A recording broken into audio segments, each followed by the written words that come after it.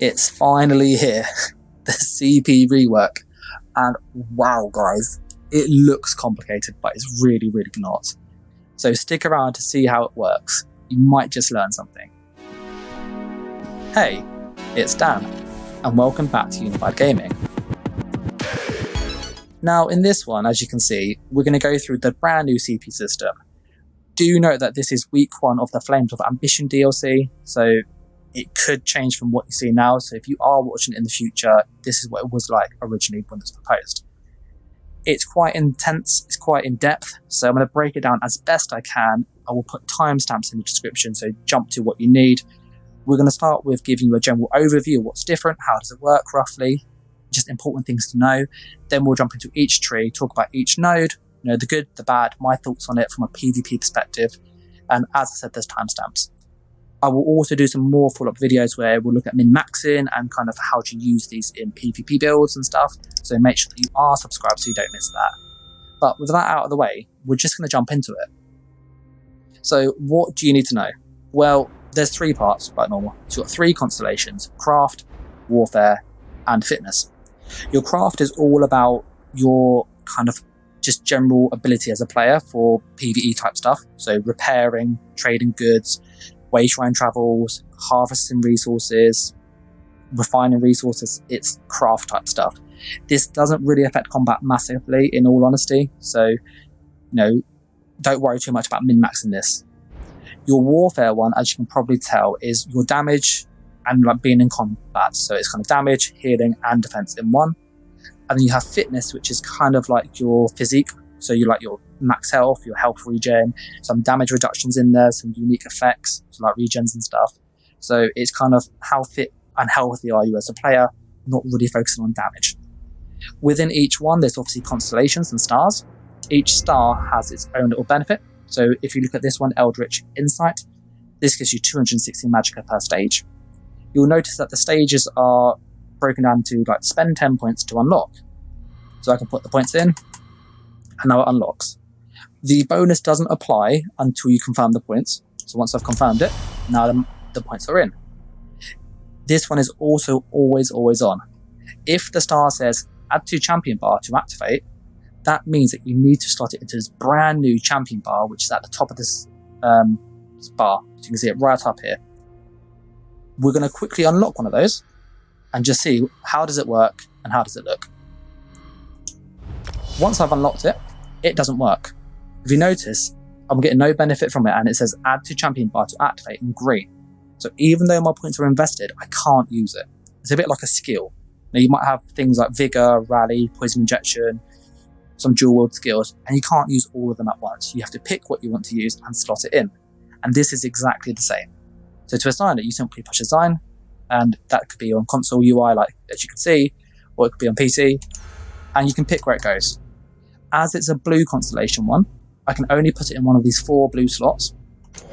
And when it's in, the UI changes. So you can see it up here, Revering Blow, and it says it's currently slotted. You can slot up to 4 of these, which is quite cool. So you have to pick what 4 are best for you. As well as this, the yellowy ones are always on. So that's just useful to know that yellow's always on. The whitey ones typically need to be slotted, so you have to kind of choose. We then have this kind of red one, which is kind of a tree in a tree. So if you imagine the old system, you go into the blue node and you'd have like the apprentice, the mage. You get the idea. With this one, you obviously have the warfare tree, and then inside it, you can go into another level, which is a bit more deeper.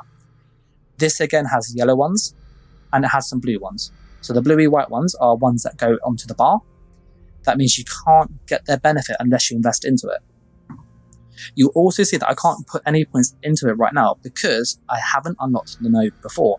So that's just something to note, that like with Skyrim, where you had to unlock kind of a node before to link them, you have to do the same with this. So there's a lot of kind of synergy between the 2 games in that regard. Once you've got 10 in there, which is the minimum stage to get this, I can then unlock this one here. Once it's unlocked, I can then assign it. I can replace it in my current bar or put it here. And you can do this free. This is completely free to move them about. So you can move them about anywhere you like and have up to 4 of them on. We'll put this one back on now. As with kind of the ones on the outside, they are all linked in some way typically. So like I can't access this one without going in through to this one to join them up. So it means you need to think carefully about what do you put your CP in and how do you lay it out. One thing I will say as well is the CP system is broken into kind of regions. So this left region near the staff is all about healing typically. So this is your healing node where you want to kind of heal allies, be a healer. And there's a few active healing abilities that you could slot. This one in particular is really good for PvP, Cleansing Revival. Healing a target under 25% health removes all negative effects from them. This can occur once every 24 seconds. So you can see some of them are quite powerful, but you can only slot 4 of these. So if you want to specialize as a healer, you're going to use a lot of this side and maybe some of this middle side, which have like auxiliary effects, kind of unique sort of roleplay type things. So crit bonuses from behind as an assassin. You might have things like critical damage and critical healing, which could help with your healer role. You might have things like AoE damage when you kill somebody. So there's lots of synergy between all of these. On the right side, you have your kind of damage sort of side. So all of this down here is all damage. It's kind of righty area of the region. And then at the bottom, you have kind of sort of defensive sort of stuff. So things like reducing damage taken, getting cheaper blocks and can block more damage and stuff. So you get the kind of idea that this is your defensive side here. You also have these little red ones, as we said. This red section is defensive. This red section up here is offensive. So this is your damagey one, as you can tell by the kind of stars and also the icon. Now, those kind of ready ones with nodes and nodes, they are only in the blue CP section in Warfare. So they won't be in Fitness and they won't be in Craft. So that's kind of how the system works. I want to jump out of the system quickly and just talk about the stat page really fast. I haven't put many points in stamina at all. I have no food on, and I'm going to reset my CP and show you what happens to my stamina and my magicka. My magicka's on 22,000, my stamina's on 12,700. When I reset my champion points, no matter what I do, the stats stay exactly the same. So all my points are back to 0, as you can see. But my stat page is exactly the same as it was. Before, in the past, when you put CP in, your magicka, your health, and your stamina increased. They've now added all of those stat boosts to the base characters. So as you level from 1 to 50, you get more and more resources for free, and weapon and spell damage up to 1,000. So this means you will have more health, stamina, and magicka in PvP, both in Battlegrounds, in no CP, and in CP as well. As with kind of damage, you have a little bit more base damage too, just because of the changes with the system to compensate it. Another thing that's also important to note is they have changed the base damage mitigation. So originally, the damage mitigation was a flat 50% in PvP and stuff. They've changed it to 65% now. So you get a 15% damage reduction extra than what you had last time. You can see it in the advanced stat page if you scroll down enough. But just know that the CP values will kind of factor that in. So if they look a bit low and underwhelming, it's because you've got this buff already on, as with these resources as well. Back into the CP system, we have got the 3 nodes, as we've said. We're going to focus now on the Warfare node and going through what each thing does, the general kind of goods and bads with it. And the one thing I'd like to point out is the CP is still divided between all 3. So I'm 810 CP on PTS. This is divided equally between the 3 areas. The maximum CP cap now is 3,600, I believe, off the top of my head. And they are deciding whether to increase people's current CP, kind of update it to where it would be in this new system. So kind of stay tuned to kind of see what happens there. I will cover that with a video. But looking at Warfare, what does it give you? Well, you've got Eldritch Insight, which is max magicka increase. You can slot this for an extra 1k magicka, which is awesome. So there's 1,300 magicka. You can also go and get more stamina. You can get more critical rating, which buffs both your spell crit and your physical crit. You can also get your healing done, so you can increase how much healing you do at always. So a lot of these yellow ones are like really good passive buffs to have on. But as you can see, they're quite expensive. That's 50 there, that's 50, that's 100 already. I only have 270. That's 50 there, that's 50 there. So if I spec into these areas here, I've used all my CP. So you have to think, what do you want? With the healing ones, we've got increases that your healing done with AoEs by 2% up to 10%. This increases your healing done with healing over time effects, like healing springs, 2% up to 10%. Each little stage, by the way, is exactly the same. So if I added some points into this one, for example, this one will go up. Now I'd have 1%, just to confirm it. If I added another one, it's now 2%, so there's no diminishing returns. It's exactly the same, so it's easier to work with. And this one up here is healing done with single target heals. So healing stuff's really good. I do like this one up here. This is really good, as we spoke about earlier. We then have Foresight, which is really powerful for things like Clever Alchemist. When you use a potion, your magic and stamina abilities are cheap, really cheap for 6 seconds. This is an active one though, and it says add to the champion bar to activate, and it's white, so you know that you've got to slot it. So you need to decide, is this really worth the slot or not? We then have Rejuvenator, grants 33 weapon and spell damage to your healing abilities per stage. So if you're a healer, this could be a really good one to add on. It doesn't get buffed by major sorcery or major brutality, however, so just do note, I do factor that in, okay? In the kind of middle area, we have coming off position, Revering Blows, which is when you deal direct damage, you heal for 7% of the damage done. This costs 50 points, and it has to be on the bar. You only got 4 slots, remember. We then have Wrathful Strikes, which grants you 33 weapon and spell damage to your damage abilities per stage. So this doesn't kind of get increased by brutality or sorcery though, so just do factor that in. So this might not be the best one to equip. We then have Oculate Overload. Whenever you kill an enemy under the effect of a status, so burning, concussed, chilled, bleeding, poisoned, they violently explode for 2,000 damage per stage to all enemies in 4 meters. So this goes up to 4,000 AoE damage. This will get reduced in PvP down to 2,000 if it's maxed. So you can see it's quite expensive, but it's just 3 damage for a bomber, so this could be good. Backstabber, this increases your critical damage done by 3% if you attack from the flank.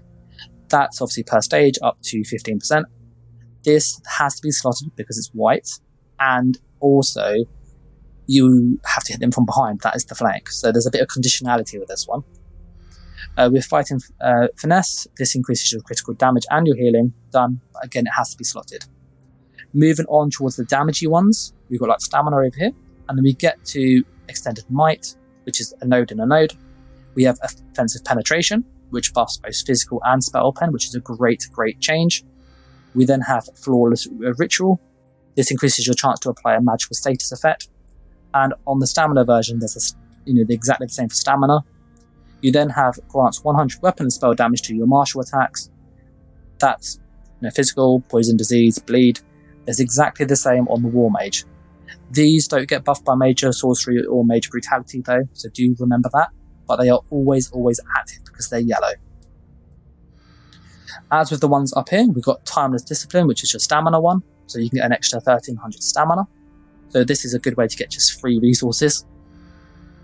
We then have Deadly Aim. This increases your damage done with single target attacks by 2%, up to 10%. So most PvP people will run this. Most PvP builds are single target. So really good one here. I'll kind of be testing this very soon. We then have Thaumaturge, which increases your damage over time, same as before, up to 10%. And we then have Bite and Aura, which increases your AoE damage. So this is really good on things like Spin to Win Stamdens and DKs and Spin to Win Stamsorks. If you're a high AoE build or you play in groups, this is great for you. As to kind of the side ones over here, these are just more unique ones and they're not really linked to anything. So this one here increases your max magicka by 26 per point. If we put it up to max, you get up to 50. We can confirm that. That's 1,300. And because I've equipped it, I get that bonus magicka on. So I can get 1,300 magicka there. I get obviously 1,300 here, so that's 2,600 free magicka from CP, which is really good. So you can get loads and loads of max magicka now. Same for stamina. And you can also do the same with weapon and spell damage, but you have to slot it. And again, if you max this out, and let's put it onto that one, it's 150 weapon and spell damage, and that does get buffed by brutality and sorcery. As for kind of the defensive stuff, in the kind of node system, you have quick recovery still, so hidden taken. That's 1% up to 5%. You then have hardy, which reduces your damage done damage received, sorry, by physical stuff, so physical, poison, disease, you know, that's obviously up to 5%. You do have to flap 15% always though, so just do remember that. This does seem low, but you got the 15 already. You got the obviously elemental version. You then have preparation. This reduces your damage taken from non-player attacks by 3%. This is really good for PvE, and this is good for PvP against pet builds. So pet builds and procs, I think, would come under this. So I'm 99% sure procs would fall underneath this one as well, but I would have to test that. So check you're subscribed, because I'd hate for you to miss that. And then the blue one, which is like the whitey one that you can slot, this can give you critical resistance. So you can get up to obviously 10% bonus crit reduction, which is nice, but you have to slot it. Coming out of that one, we then go on to Unsaleable, which reduces your damage taken by AoE effects. So this is quite good if you want like Nightblades, trying to roll about and not get hit with AoEs all the time and die. We then have Bulwark, which gives you extra resistance if you have a shield or frost staff active, but these ones again you have to slot. We then have Reinforce, which gives you a shield. You have to block, it's got a 10-second cooldown. Still quite a good passive to have, so it might be worth considering. We have Enduring Resolve. This reduces your damage taken by 2%, obviously with damage over time, so this is a really good way to counter Thaumaturge. You then have Duelist Rebuff. This reduces your damage taken by single target attacks by 2%, which is phenomenal for PvP. We then have Riposte, which when you block an attack from an enemy within 7 meters, you deal 5k damage. This has a 5-second cooldown. The Magicka version, actually, it's not as good in all honesty, but you deal 200 magic damage to people nearby you when they hit you with direct damage. So if a Templar hits you with jab, that's like 4 hits, this will proc, you know, every single jab, so that's 800 damage there in 1 second. So this could be really strong or really bad, so you know, you're going to have to play around with this. And yes, you can stack them. So, you know, that is an option. And then you've got Last Stand, which gives you a really, really strong buff, Major Heroism, which gives you 3 ultimate every 1.5 seconds for 9 seconds. And this is when you take damage below 20% health. And again, you have to slot it. So there's so many choices. What do you put on? More resources and damage? More utility and defensive stuff? More just sheer damage and crit stuff up here and like percent boosts? Or do you go with more unique stuff? So there's just so many options in the blue CP. But that's the blue one. That's obviously the most complicated one there is. We're going to go to the red one next because that's the most relevant for combat, and then the craft one will be at the end. Before we kind of look at the red ones, if you do like these videos, then do like, comment, share, and most importantly subscribe. But there's many of you that are still not subscribed, and you know, we're pushing for 10k subs, so it would really, really help. As with the red ones, you've got the yellow ones again, so these are always on. These red ones are kind of the ones you put on the bar, so change the colour. So the red ones, you have to stop to a little bar. The kind of yellow ones are always on. You have Tumbling, which reduces the cost of roll dodge by 120, which is really good. So this is a really strong passive and really worth getting. We then have Defiance, which reduces the cost of Break Free. So this was like, I think it was Warlord in the old CP system. So this is really good as well. So this is definitely worth getting. We then have Juggernaut from this, which makes you take 2% damage whilst immune to CC. So when you get that 6-second CC immunity, get 2% damage there, and that goes up to 10% damage reduction, which is great. So you get stunned, you take 10% less damage, which is amazing. You also have Hardened, which this works really well with this. So Hardened increases the duration of your crowd control by 3%. So if you get hit with CCs, and you have this on, you can get an extra 15% CC immunity from it, which means you can't get stunned as quick, and you can also benefit more from this. So there's great synergy with some of the stars. We then have Boundless Fatality, which gives you more max health. This doesn't need to be slotted though, so even though the points are here, I get no bonus. So let's just show that. No bonus. Slot it on the bar, and then this will now work.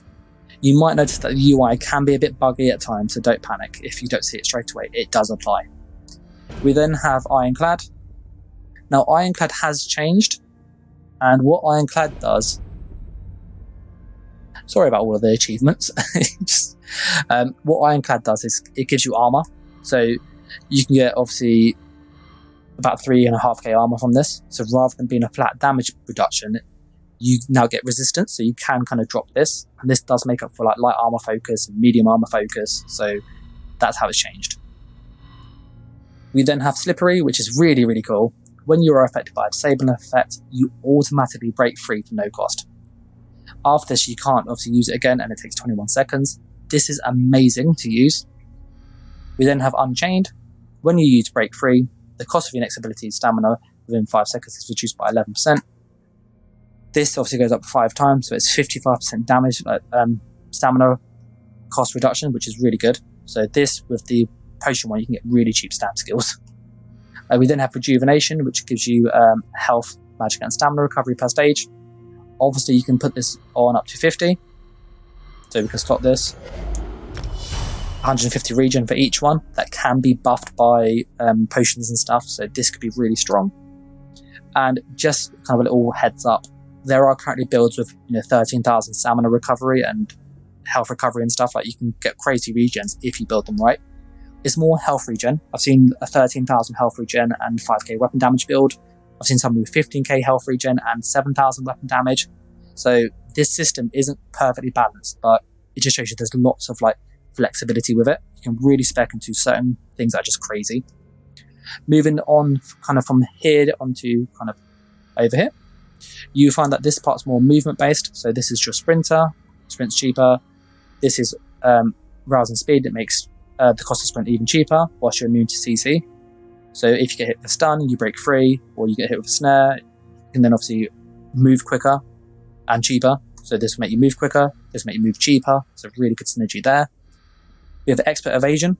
Your next roll dodge is free of cost. After consuming this effect, you cannot gain it for 30 seconds. So this gives you one free roll dodge, which is phenomenal for Magicka builds. I think honestly would be a must slot. Being able to use CC break and roll dodge for free will be so useful. We then have Mystic Tenacity. This reduces the duration of elemental status effects applied to you by 5%. As you can imagine, there's also a counterpart to that. I'm not sure where it is, but there's a counterpart that does the physical one as well. This is good because you can reduce the duration of vulnerability, concussion, and burning. You then have Survival Instincts. Whilst afflicted with a status effect, your core combat abilities cost 5% less per stage. This is ridiculously OP because you get 25% cost reduction and you always have a status effect on in PvP, especially outnumbered. So this is a really, really strong one and probably a kind of a go-to for most PvP builds in my eyes. We then have Piercing Gaze, which you always have on. This increases your self-detection by 1 meter. So this is how you counter Nightblades. You then have Tempered Soul, which this, again, always active. When you resurrect, you get 10% more resources.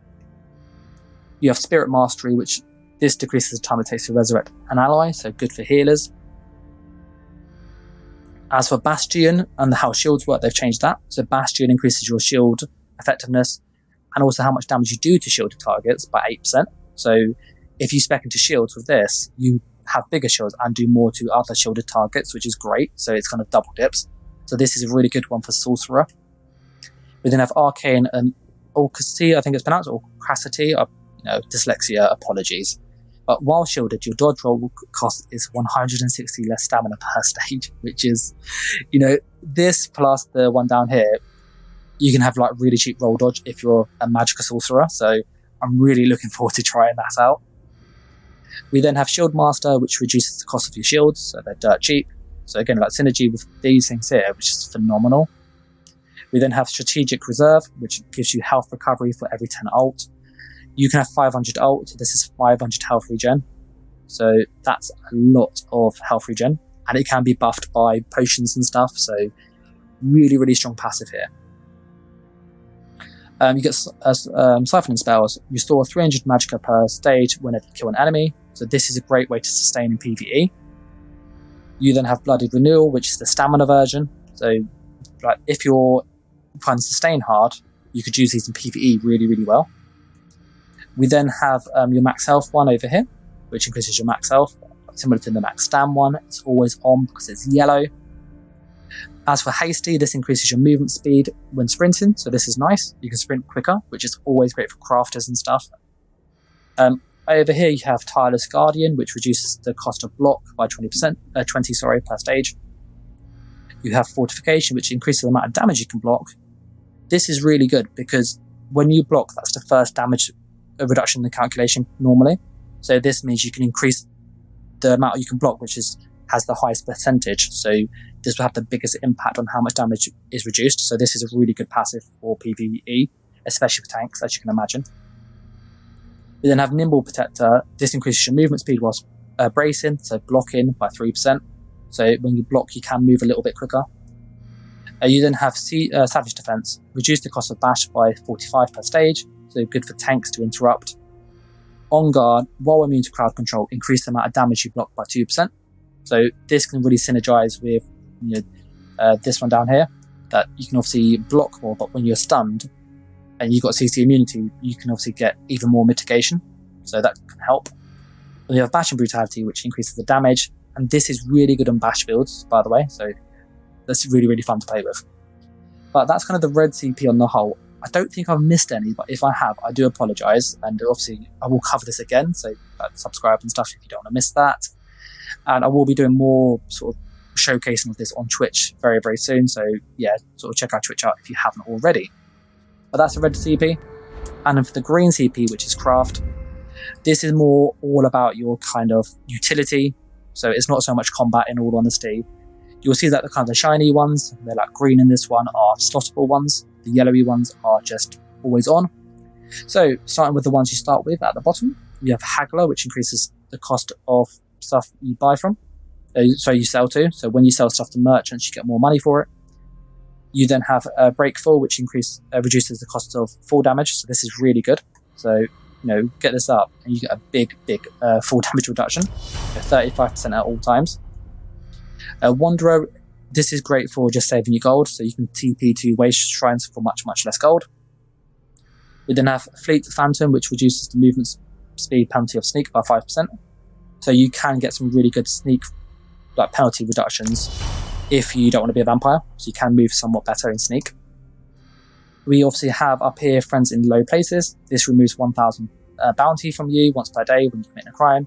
You must be level 50 though, so you can't be a brand new character and benefit from this, sadly. But you have to slot this as well. Over here we have Out of Sight, which reduces the detection of sneak. So this is really powerful for PvE where you want to sneak and farm resources, or in PvP on Nightblades.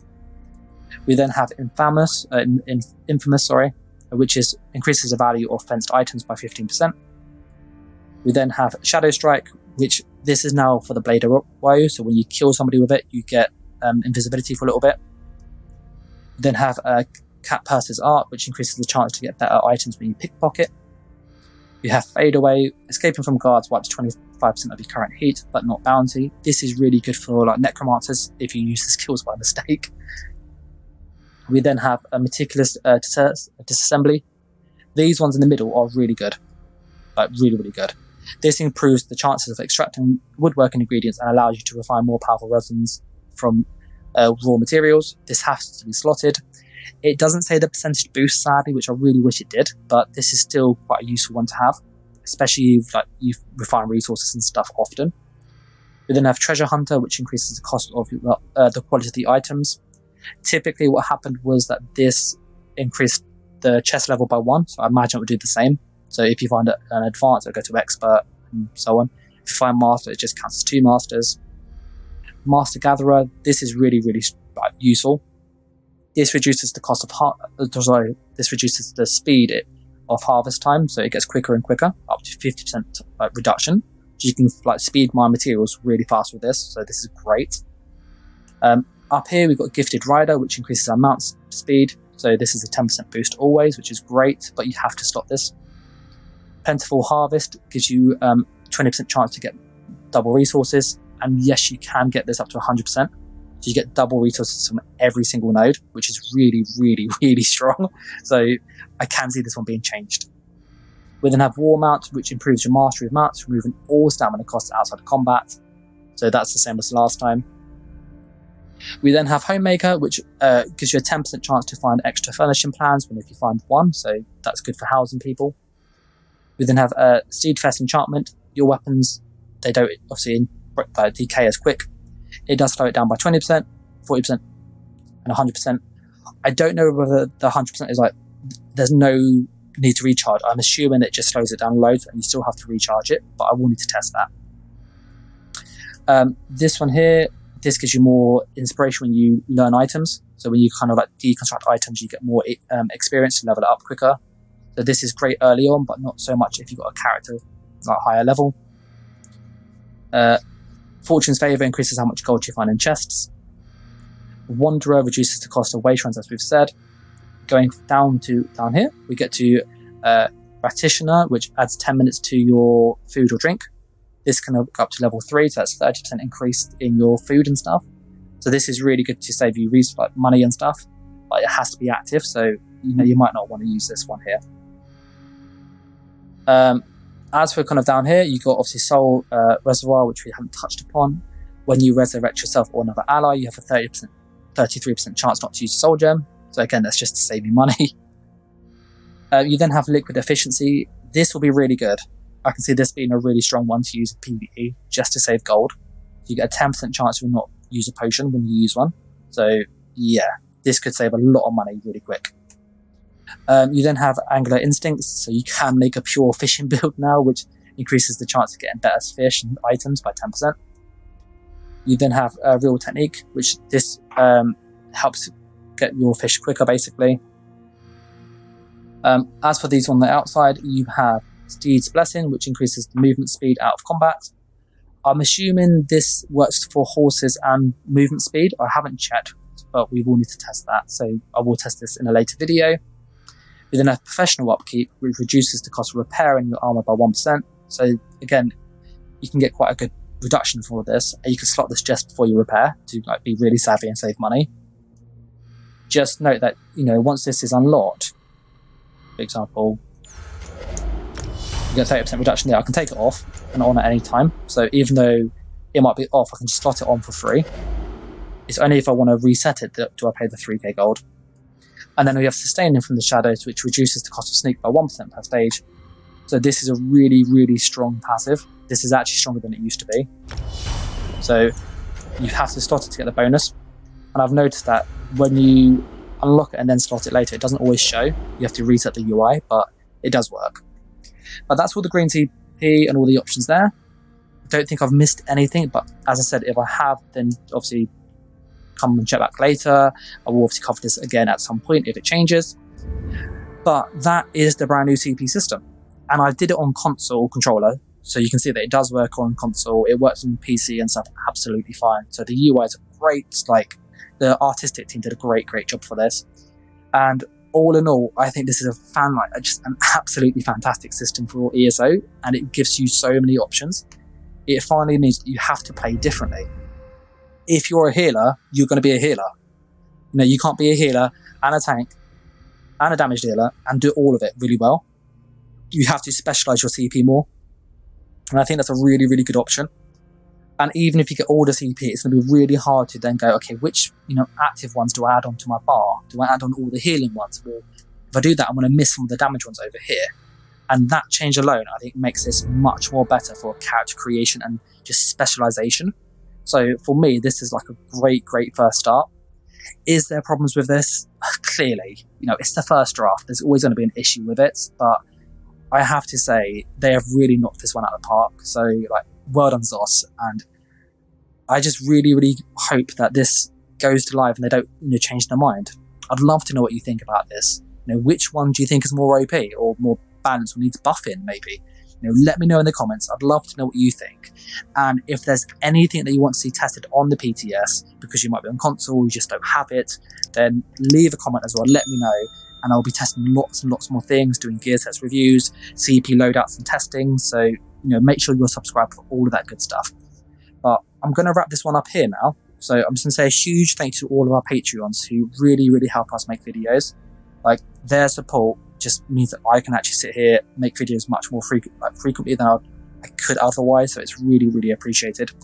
If you want to support myself and the channel, get access to videos early, support and all that good stuff, then check out the Patreon. All the details are in the link below.